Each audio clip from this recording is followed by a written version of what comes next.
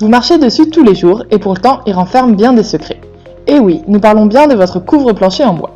Si vous êtes curieux d'en savoir un peu plus sur la conception et le développement d'un couvre-plancher, vous pouvez nous suivre dans nos laboratoires. Une planche de couvre-plancher connaît bien des étapes entre la scierie et l'installation dans votre salon. Mais avant tout, les planches sont stockées dans des chambres de conditionnement pour avoir une température et une humidité contrôlées. Elles attendent ici sagement que l'on s'occupe d'elles.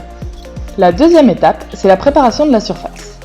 L'étape du ponçage est réalisée sur la surface du bois afin d'éliminer les défauts produits lors de la coupe des planches et d'obtenir une surface uniformément absorbante.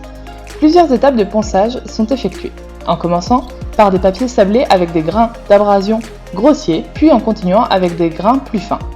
La qualité de la surface du bois peut être évaluée visuellement ainsi que par des mesures de rugosité. Une fois que la surface du bois est prête, on l'emmène pour les étapes de densification. Ici, on cherche à rendre le bois dur comme de la pierre pour qu'il résiste longtemps à vos soirées endiablées. On va incorporer des polymères qui vont remplir les espaces vides du bois et qui seront ensuite polymérisés par différentes méthodes.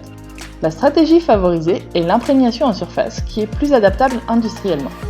À cette étape, des retardateurs de flamme peuvent être aussi incorporés.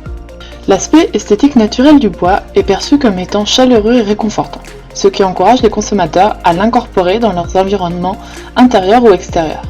Afin de diversifier la couleur du bois tout en conservant ce look naturel, il est possible d'utiliser des solutions aqueuses à base de sels de métaux qui forment des complexes colorés avec les composés phénoliques naturellement présents dans le bois. La dernière étape, c'est celle de la finition. La finition est un vernis composé de polymères, soit des grosses molécules qui s'accrochent les unes aux autres pour former un immense réseau.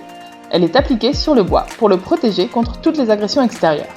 Les cailloux restés coincés sous la chaussure en passant par les détergents agressifs, le couvre-plancher doit être prêt à résister à toutes les épreuves de la vie. Afin d'éviter l'apparition d'égratignures, on peut modifier la composition de ce polymère pour le rendre plus résistant ou auto-réparateur. Il est aussi possible d'apporter de nouvelles propriétés comme un caractère retardateur de flamme ou antiviral. Bien pratique en ces temps de pandémie. Au-delà de l'amélioration de cette couche protectrice du bois, il est important de ne pas en oublier l'aspect. Et la tendance est à l'effet mat. Encore une fois, la modification de polymère nous permet d'avoir un fini attractif. Et maintenant, place au test.